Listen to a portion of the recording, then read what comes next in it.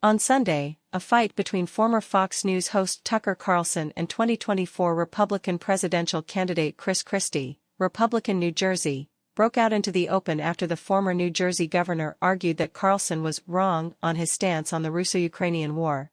Christie joined ABC News' George Stephanopoulos to discuss the recent GOP candidate summit hosted by Carlson on Friday, where the host interviewed a number of Republican presidential hopefuls. During those discussions, U.S. funding of Ukraine came up repeatedly, leading to candidates landing either on the side of increasing funding or calling for an end to the war. Stephanopoulos asked Christie what he would tell Carlson if he had attended the event. The former governor explained that he would have said, "You've always been wrong about this, Tucker, and you're still wrong. In fact, what's going on is this is a proxy war with China," Christie argued. "The Chinese are funding the Russian war by buying Russian oil.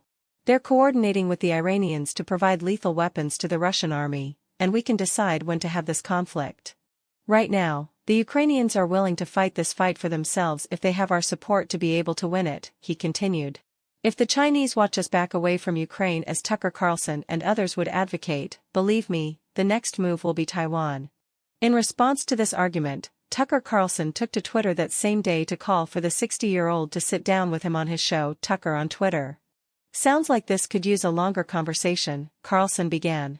"We just asked Chris Christie to sit down and explain his views on Ukraine. He refused.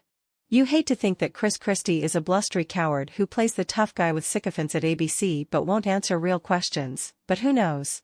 We hope he reconsiders," the host concluded. The Family Leadership Summit, co-hosted by The Blaze, allowed Americans to hear directly from the candidates, including Governor Ron DeSantis, Republican Florida, former Governor Nikki Haley, RSC, Senator Tim Scott, RSC, former Vice President Mike Pence, RIN, Vivek Ramaswamy, and former Governor Asa Hutchinson, Republican Arkansas.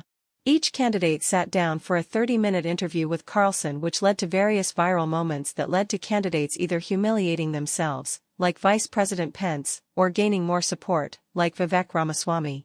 The forum was one of the best opportunities for Republican primary voters to hear directly from candidates on questions that actually matter to the future of the party and country.